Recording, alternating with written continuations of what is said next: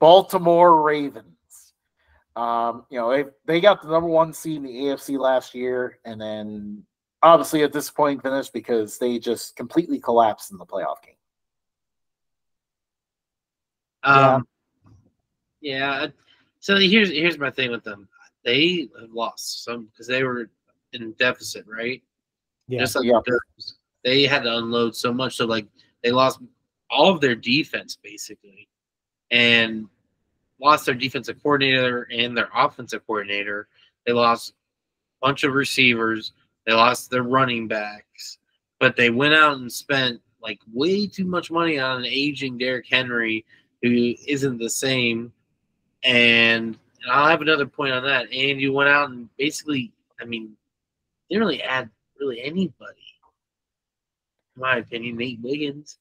But the problem with Derrick Henry is, yeah, he's Derrick Henry. He's one of the better running backs in NFL history. But you are putting him in a system where Lamar Jackson gets the offense runs 70% running plays, something like that. And like 90% of that goes through Lamar Jackson. So what was the point of bringing in a $16 million running back when Lamar Jackson is going to be the one running it? My thought would be to get the pressure off of Lamar Jackson from running it. You don't want him to keep taking those carries and taking those hits. You tell him not to, but that's his game. But to be fair though, Justin, they did have a really good 1-2 punch with Gus the Bus and J.K. Dobbins. J.K. Dobbins couldn't stay healthy, obviously, but like if J.K. Dobbins was healthy, and I think they actually could have made a little bit more noise. But I hope he does well in San Diego or L.A.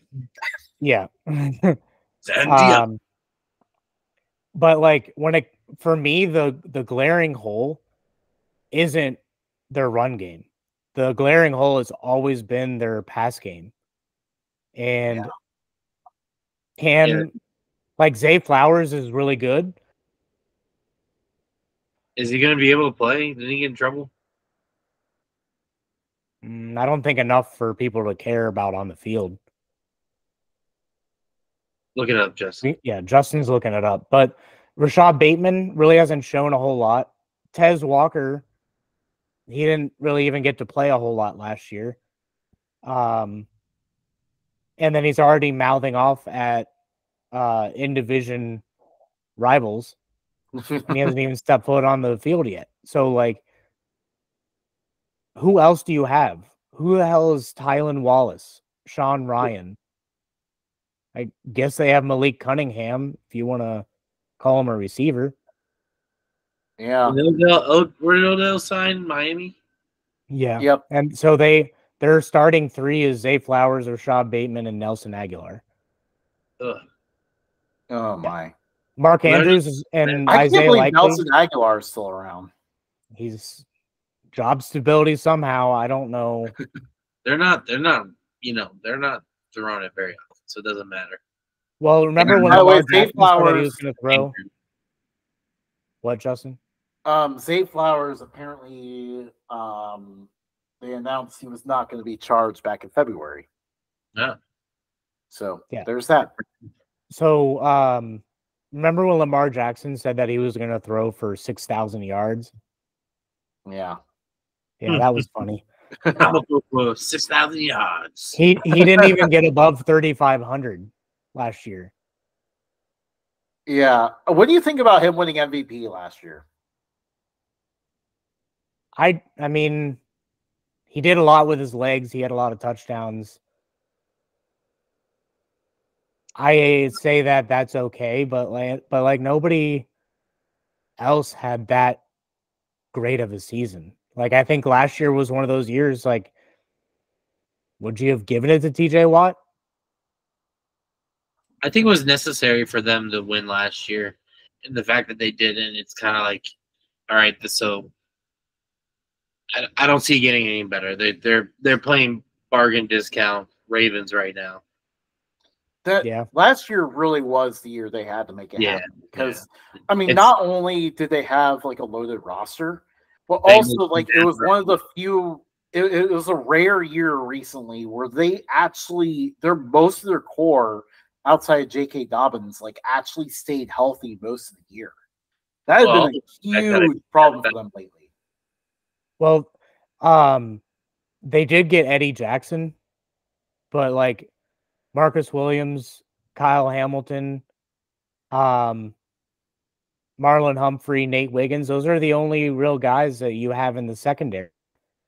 Like, you don't have much to talk about anymore back there.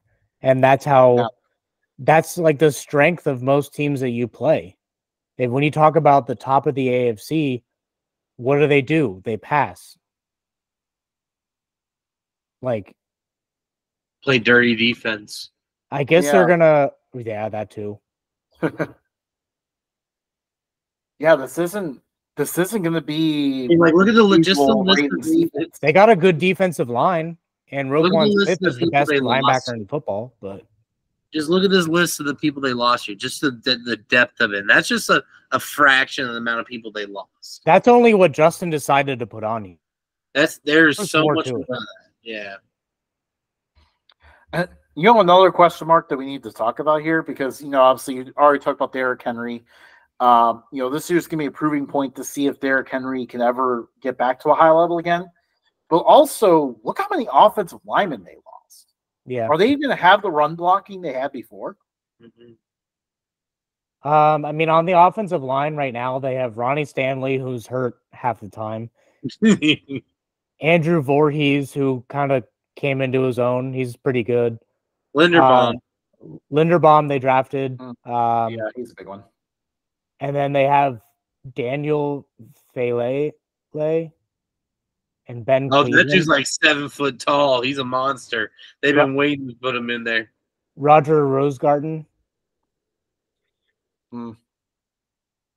That's actually not as bad as I thought it was going to be for a moment.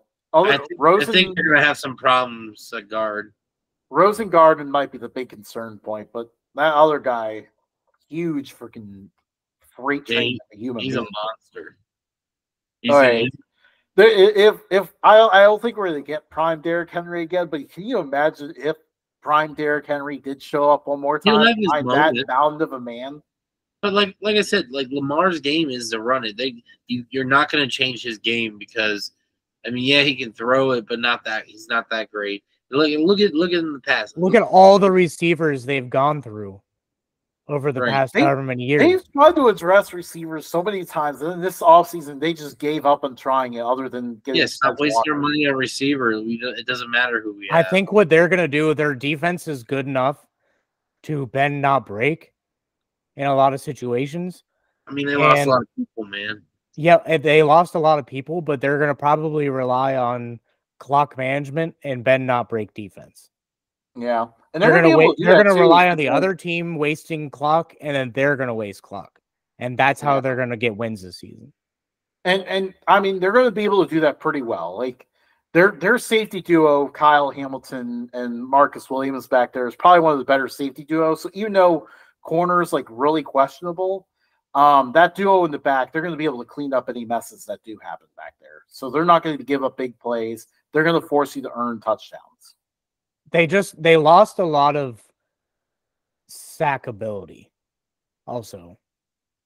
Sackability. That's a new metric we need to make. Quote it. Trademark it. Sackability. Like they got Michael Pierce. I always butcher his name. Justin Matabuki.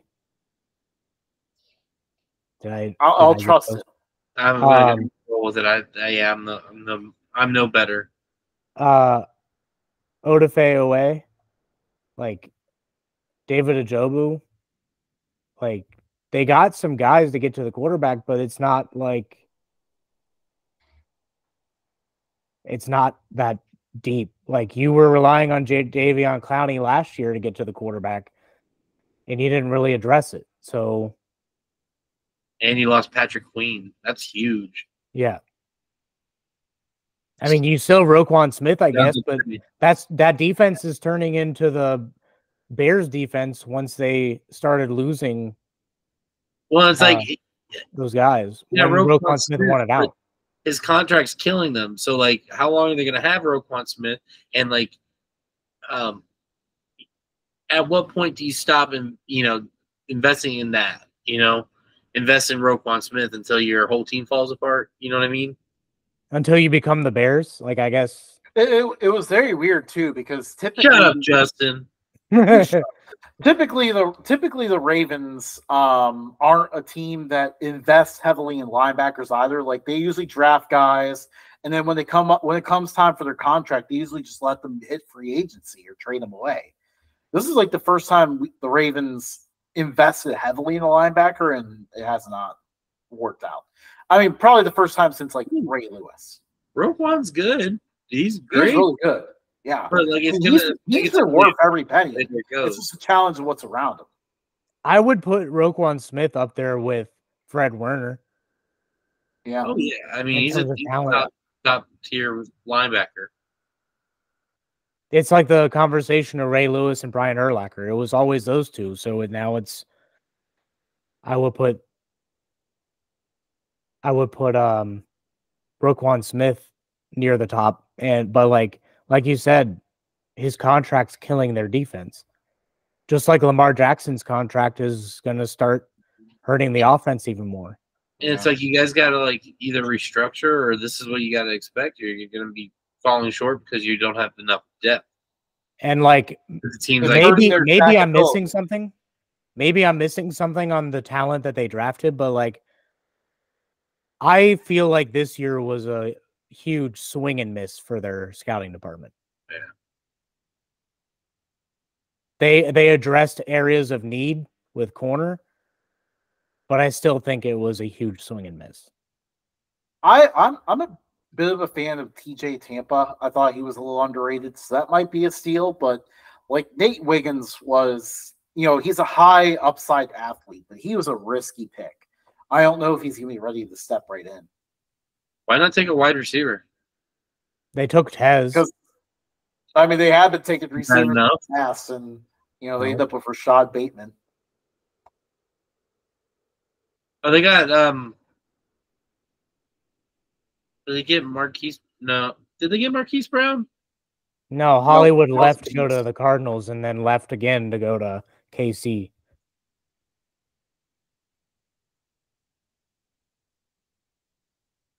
So if I'm putting teams near the top of the AFC, I'm not putting the Ravens near the top of the AFC. I honestly think wild card. Yeah, I think they're good enough to get wild card based on their stars. Well,